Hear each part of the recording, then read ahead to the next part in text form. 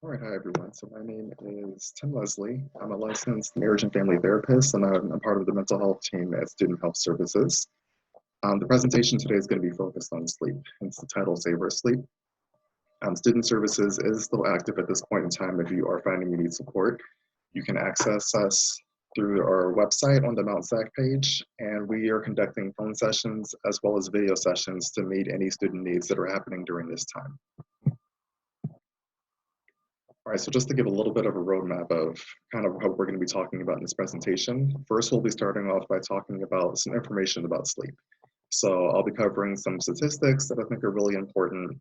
We'll also be establishing why sleep is really important and why it's needed. Next, we're going to move into the sleep deprivation category.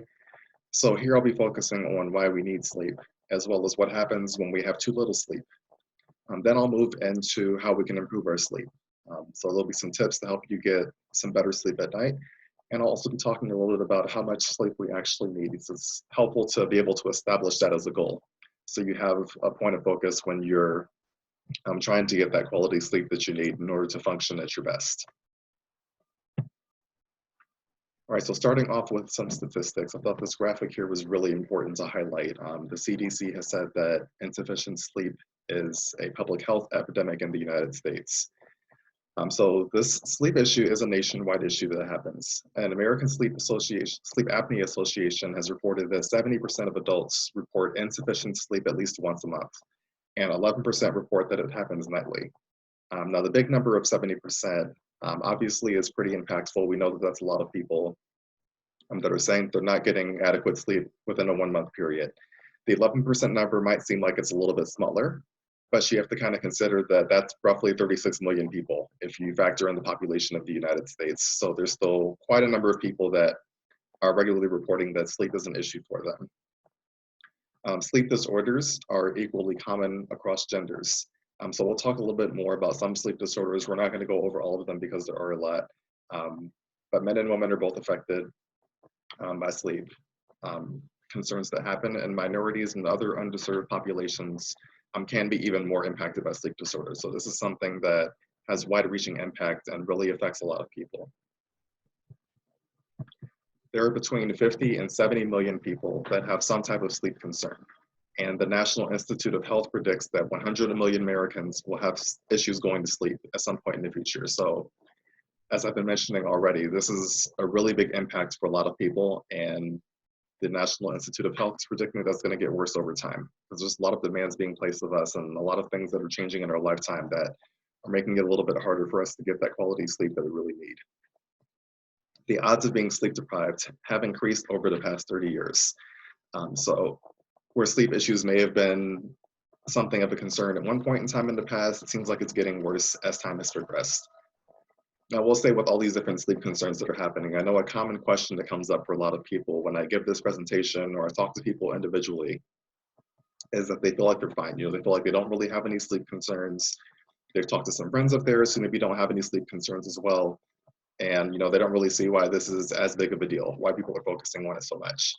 Well, we're really poor judges of our sleep. We may think that we're doing okay, but there's a lot of things that can kind of happen during the course of our resting period that impact our ability to get the rest we need. You can have some breathing issues, some temperature changes within your body or within your sleep environment can also affect the quality of your sleep. You may be waking up so briefly that you're not really aware of it. And if that happens a few times throughout the night, it's kind of normal because we all have these different sleep cycles from lighter to deeper levels of sleep that we engage in. But if it happens a lot throughout the course of the night, it really starts to add up over time. So we're not really always aware of the things that are impacting our sleep and that might be waking us up throughout the course of the night. So like I've mentioned, the sleep issues are on the rise. There are some people that, have these things that are kind of building over time, and a lot of people are just kind of really struggling with this as things kind of progress. And we're having more and more factors that are leading to us having difficulty getting the rest that we need. And as I mentioned, I really wanted to emphasize that, there's 57 million people that have some type of sleep concern. So this can be anything from having trouble getting up in the morning, from staying asleep at night, to, being able to fall asleep successfully. All these different things kind of qualify as sleep concerns, as well as the official sleep disorders that could be diagnosed. And with that prediction of the sleep concerns going up, there's a lot of things that can get tied to not getting enough sleep when you have disordered sleeping, and there's some kind of realistic consequences that can happen as well. Right, so disordered sleeping. Over 50 million Americans suffer from 80 different sleep disorders. So like I mentioned a little bit earlier, there are a lot of different kinds of sleep disorders that we could possibly be dealing with, but we're not going to go over all of them specifically. Those of you that are really interested in psychology, you probably will hear about it at some point in the abnormal psychology class where they talk about different sleep-oriented concerns. I mentioned the American Sleep Apnea Association, the National Sleep Foundation. There's other things you can kind of look up on the internet with different resources if you're curious about what these different disorders are. So there's about 20 to 30 million people that have some intermittent sleep problems. And one of those problems that impacts a lot of people is chronic insomnia. So chronic insomnia impacts 10% of Americans. So again, remember with the population being what it is, we're still looking in the millions of people that are impacted by this. There was a study that was done in regards to insomnia as well as some other kind of sleep-oriented concerns where they looked at 100 drivers that were driving over a period of 2 million miles, I believe. Lack of sleep was linked to 22% of the crashes and 16% of near crashes. So out of all the crashes that happened during that time or crashes that almost happened, they're saying that, you know, sleep was one of the biggest factors that was contributing to the percentage of crashes that I listed here. So I'm sure people that are living in a really crowded city, you know, all over Los Angeles, this is a really big issue. We have lots and lots of people that are on the road trying to get to their place, and traffic seems like it's been getting worse and worse over the years. This makes it really important to address any sleep concerns that are happening. You know, it doesn't take very much time for you to lose control of your vehicle or to not really be fully focused, or, you know, for all sorts of things to kind of go on before you end up kind of creating an accident. And on the other hand, this is kind of a widespread issue. You know, maybe you're fully rested, but some of the people that you're driving there aren't fully rested. They're having some sleep issues. They lose control of their vehicle. And again, the highways are really crowded. There may not really be space for you to be able to move and to react in time. So if somebody is impaired in some way, it can really have an impact on the safety of other people that are driving on the road. So sleep disorders really affect a lot of different people. I mentioned a little bit earlier that sleep disorders affect all genders pretty equally, and other populations are also affected. But yeah, sleep disorders affect every race. They affect people from multiple socioeconomic statuses, whether you're rich, whether you're poor. Doesn't discriminate against age groups, so older people and younger people can all fall victim to these different sleep disorders. Now, because these affect a lot of people, you would hope that as people are interacting with their healthcare providers, that this is the conversation that's being brought up. You know, people are talking about it, you know, getting some information, or, you know, at least maybe getting a diagnosis if they suspect that they have a sleep concern. But I found some information that more than 60% of people are never asked about sleep by their physician. So going in for your regular checkup, you know, getting your physical, making sure that everything is working as it should. We talk about a lot of different concerns, but sleep tends not to be one of them.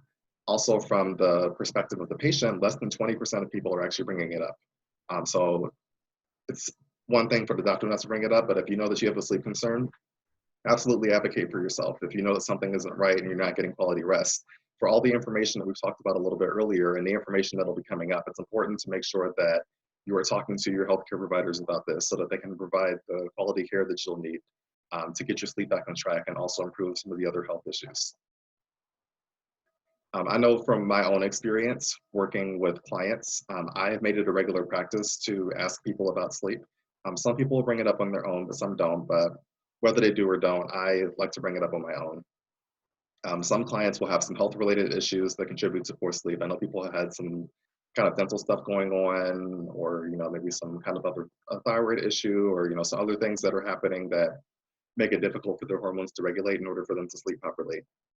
But our physical and our mental health are very much linked. So if people's physical health starts to decline, your mental health can also decline as well. But I find that when I start the conversation with my clients, just even asking them how much sleep they're getting, if they have quality sleep, if they need some support in improving their sleep quality, that they start to monitor it on their own. You know, this kind of goes back to the idea I mentioned a little earlier that we're typically poor judges of our sleep. But if we really force ourselves to pay attention and really be attentive, to the quality of sleep and the amount of hours we're sleeping each night makes it a little bit more likely that we can have more of that quality of sleep that we're wanting in order to be fully rested and have good physical health and have good mental health. Also with the clients that I work with, once I bring it up, they tend to let me know a little bit more about if they are sleeping well, if they're not sleeping well. So the conversation is ongoing. And if anything does happen, we're able to catch it early and address it before it becomes a longer term problem. All right, so far, we've talked about some information about sleep. That's now behind us. We've currently been, we're going to start focusing more on sleep deprivation. So that's where we're going to go right now, and then we'll talk about improving sleep in the future. So we talked about some of those statistics of the millions of Americans that are affected, that everybody is possibly impacted by this. And again, I really emphasize that we are interdependent. So sleep impacting one person really impacts all of us as a society. So now we're going to be focusing on sleep deprivation, why we need sleep, and some of the consequences of not getting enough sleep. To start off, sleep really does matter. The National Sleep Foundation says that we spend about 1/3 of our lives asleep. So this is a pretty big chunk of our lifetime that we're spending kind of going into this unconscious state, and our body's doing all these different things to, manage our health and mitigate all these different concerns that we might have. So this is obviously something that's really important for our overall well-being. We need sleep across our entire lifespan, so we never really outgrow this need. So there's a lot of things that we do outgrow. There's certain habits or certain interests that we might have, certain things that we do, or different milestones that we're supposed to hit as we get older. But sleep is not one of those things that's affected by it. We always need rest from the time that we are born to the time that we die. Everyone is going to need sleep. Even though we are unconscious, our body is still very much working and very much active, doing a lot of different functions that we need in order to keep us healthy. So some things that happen while we're asleep is that we get our immune system get some more support. We get some help with processing some information. So, some of us are students and, we're learning a lot of information from our professors and doing some studying at night. We also take in information throughout the day from our various interactions we have with people and all the stuff that we get exposed to. Digestion is also something that our body is hard at work doing when we are resting. Digestion takes a lot of energy, so sleeping just happens to be a really good time to do it. Our body is relatively still. We're not typically engaging in a lot of physical activity or doing things that are really strenuous for our mind or our body. So it's a really good time for our body to process all those nutrients from the food that we've eaten and put it to good use for everything that we're going to need for the next day. And again, because our physical and our mental health are very much linked, it is really important to allow our food to properly digest, allow our body to do all these things that it's doing while we're resting. Because if our body's able to take care of the physical end, then it frees up some kind of physical and emotional space for us to focus on our mental health if we need to. So because our body is doing all these things, sleep restriction can really have a negative impact on our physical and our mental health over time if we neglect this need for too long. All right, so sleep deprivation. So what this is a lack of sleep or reduced quality of sleep that consistently happens over a period of time. So again, some people may struggle with the actual hours of sleep. So people may be aiming for a certain number of sleep, but they find they get 1 to 2 hours less, or they may find that they're able to sleep for 8 hours or 9 hours, depending on whatever their sleep need is, but they're getting up periodically. And they're not finding that they're waking up feeling fully rested. They're kind of, feeling really groggy throughout the day and kind of sluggish because the sleep quality wasn't really there. So sleep deprivation is something that kind of happens over time. If this is only happening once or twice, or you kind of decided to stay up for a family gathering, or there's some kind of party or something you went to, that's a little bit of a lack of sleep that kind of happens. But specifically for the purposes of what we're talking about today, we're more concerned with sleep deprivation that's happening over a period of time. And typically this is also indicated by getting less than 7 hours of sleep. So we'll talk a little bit more about the amount of sleep that we need, but it's kind of helpful to kind of keep this as a frame of reference. So you can kind of ask yourself if there have been multiple nights where you've been sleeping for less than 7 hours, because this can negatively impact your health over time. Now, one thing that sleep deprivation really does impact is our central nervous system. Our central nervous system is responsible for a lot of different functions within our body. So we want to try and keep this system operating as optimally as possible. One of the things that gets impacted in the central nervous system is the communication between our neurons. The neurons are our brain cells. They have to communicate between each other in order for all these different functions to work. So if you don't sleep well, communication is impaired between the neurons. So there can be some mental consequences from this, where it's a lot more difficult for us to concentrate. It can be difficult for us to learn new information. So again, all the stuff that we're doing in school, all these different tasks that we have to do, the exams you have to pass, and papers you want to write, it becomes a lot more difficult to do this if you're sleep deprived because the nervous system is impacted by a lack of sleep. Like I mentioned a little bit earlier, our body is kind of constantly at work. When we're resting, one of the things the body is doing within the central nervous system is kind of like a cleanup process. There's a lot of, to kind of simplify it, a lot of junk that kind of accumulates over time. And when we go to sleep, our brain kind of goes to work to cleaning some of that stuff up so that our neurons are able to communicate more effectively. And aside from the mental impact that happens, we also have an emotional impact. So people that are chronically fatigued or have some kind of sleep deprivation concerns may struggle with mood swings. If you have a mood or an anxiety disorder, so those are things like depression, bipolar disorder, generalized anxiety, panic attacks, things like that. If you're not getting adequate rest, those mental health disorders can start to worsen over time. Mood is obviously something that's regulated by our sleep. Anybody that has not had a good night's sleep for one night or over a period of time probably knows from their own personal experience or interacting with other people that you can kind of get a little irritable and grumpy if you don't get enough sleep.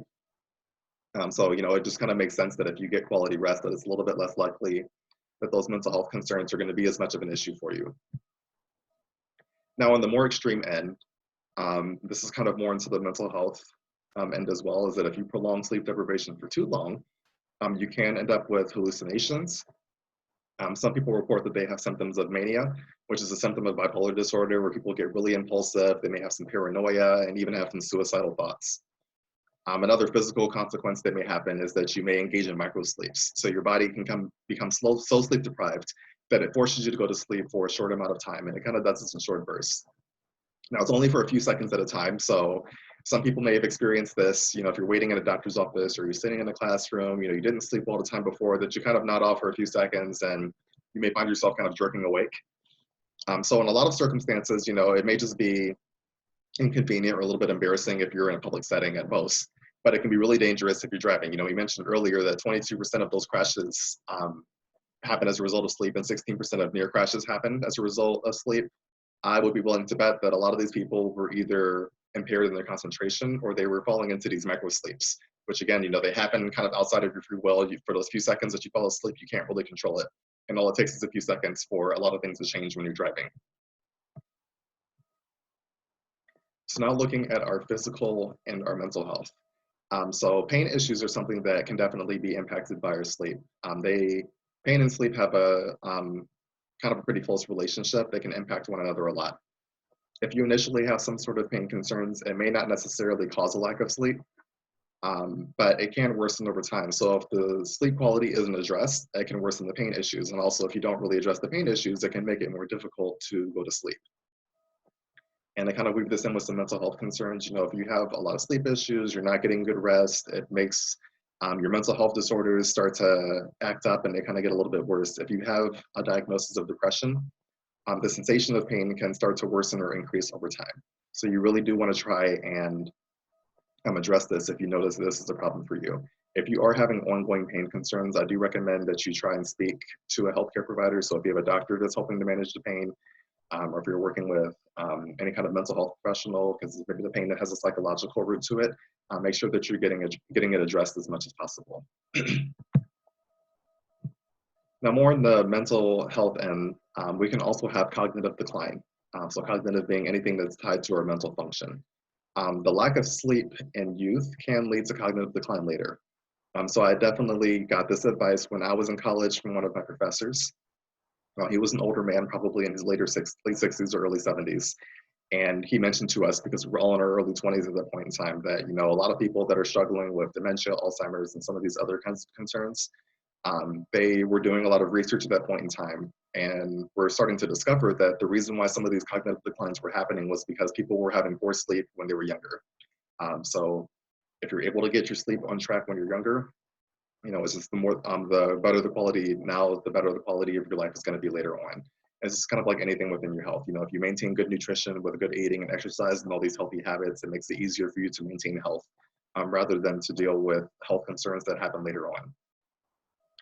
So cognitive decline, things that may happen with this, you may have some poor memory, um, you could be disoriented, you could have some learning issues again, you can have issues with perception, you know, being able to see things clearly or hear things or process that information through your senses. You could also have some difficulty with your motor skills because obviously part of the cognitive decline concerns impact your brain, and your brain is in control of your body and how it moves. You can also have some issues with language, being able to speak properly, thinking of words, and being able to process information that's being given to you.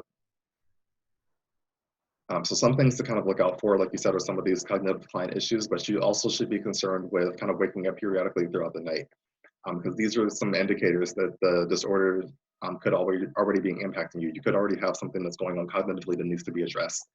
Now, we'll say for things like Alzheimer's and dementia, and those things like that, typically it's not as much of a concern unless you're 60 or older.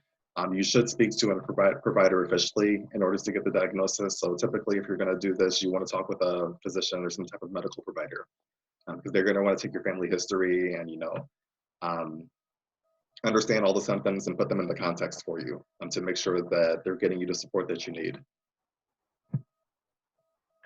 All right, so some other things that are impacted by sleep, you could have poor recovery issues. So for some physical concerns that are linked to this, you know, people may have issues with diabetes or high blood pressure. Your cancer risk can also increase.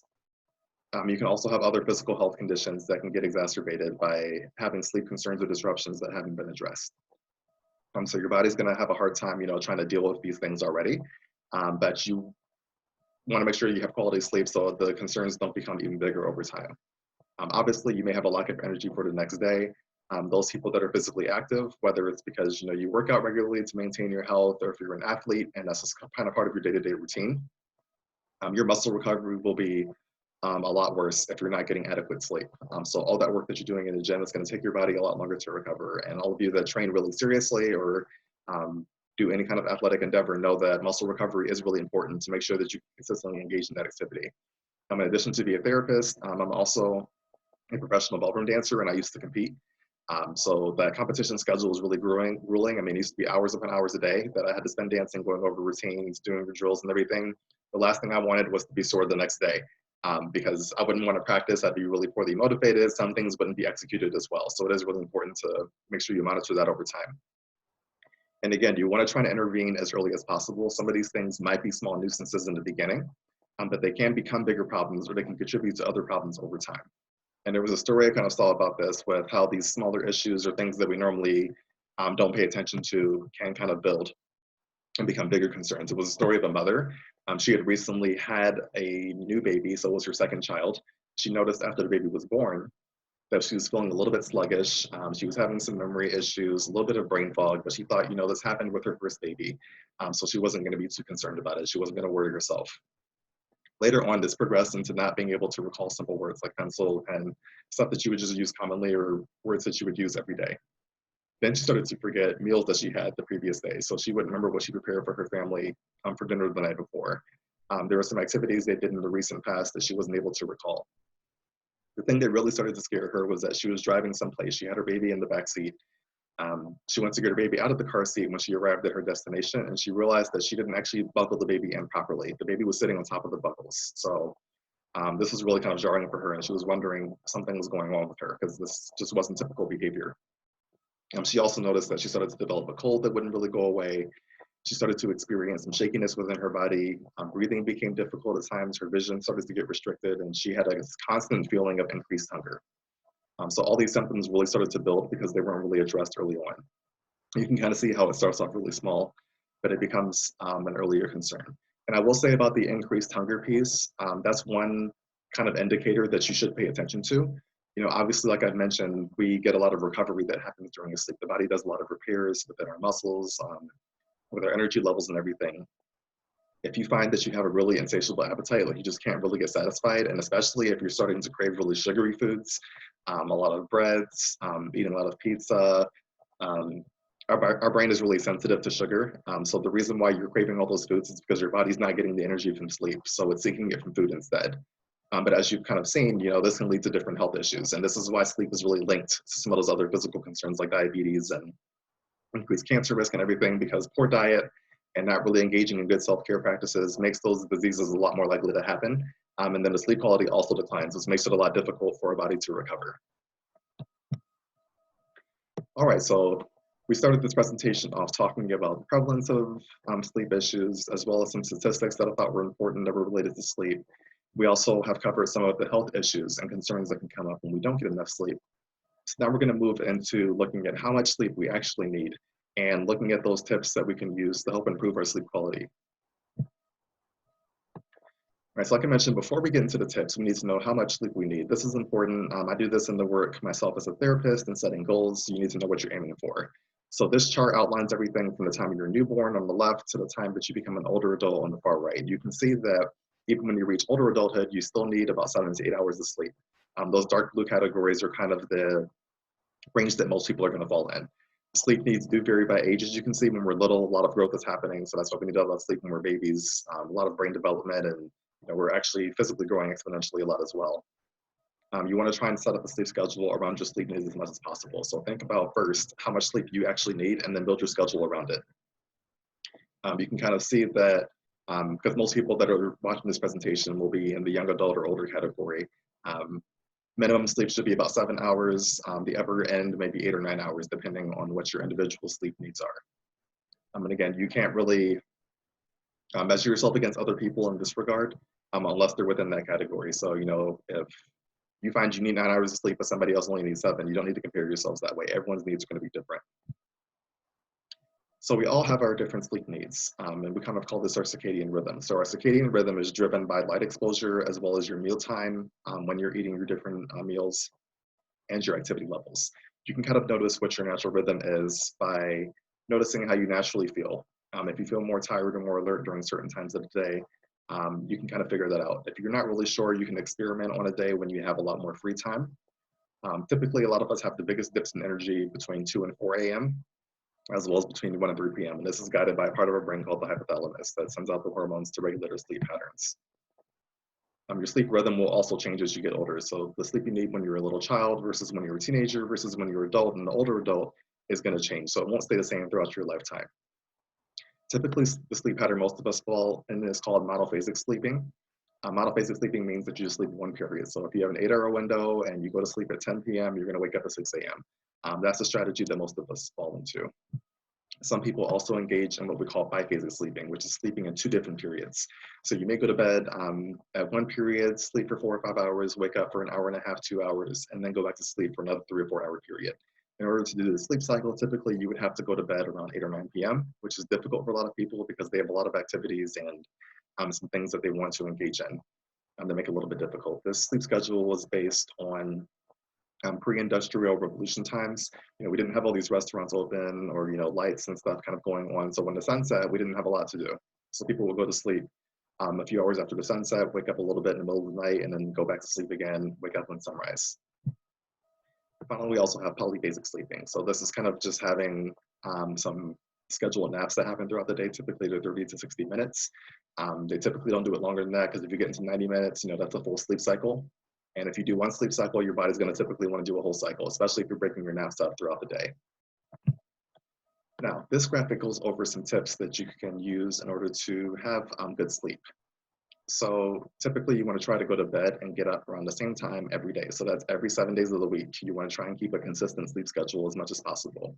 Your body does best when it knows when it's going to go to sleep and when it's supposed to wake up. Typically, you don't want to eat or drink too much when it's close to bedtime. Like I mentioned a little bit earlier, digestion takes a lot of energy. So if your body is spending too much time digesting the food that you recently ate, it's not spending that time putting the nutrients to use from food that's already been digested and doing all the other things that it needs to do in order for you to wake up feeling fully refreshed. If you do take naps, keep them short and try to keep them before 5 p.m. if possible. So 5 p.m. is based on people that are going to sleep between like 9 and 10 or so. You want to try and space your nap out about 4 to 5 hours before your bedtime. Typically, you don't want your naps to be longer than 20 to 30 minutes. Again, your body will try and finish the cycle if you do anything longer than that.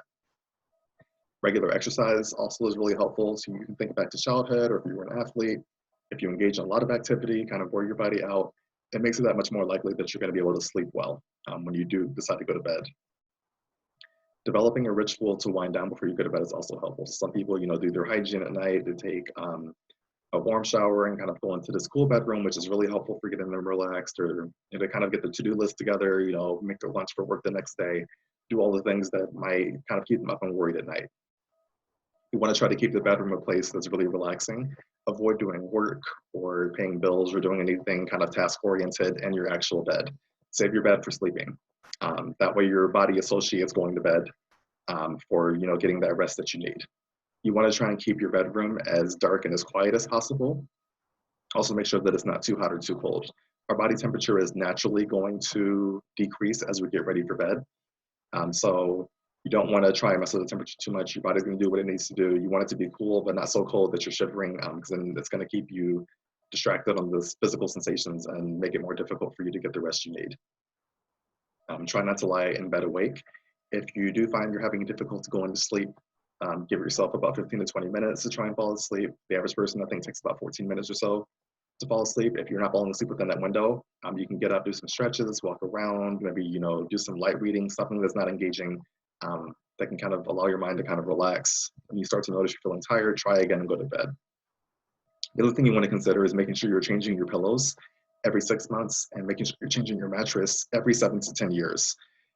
We shed a lot of dead skin cells, and they kind of get into our mattress, into our pillows. They start to make up most of the weight over time. So you want to make sure that you're changing those regularly, because if those things kind of sit in the pillow and the mattress, it really affects your breathing quality. If you're not breathing well, you're waking up more throughout the night. All right, so this is all the information that I have for this sleep presentation. Hopefully you're able to take something away from this. And again, if you need any support, you want to talk about this or any other concerns, my name is Tim Leslie. I'm a licensed marriage and family therapist, and I am one of the therapists that is working in the Student Health Center, and you can locate me there either virtually or when we return to campus. I work between 9E or 67B.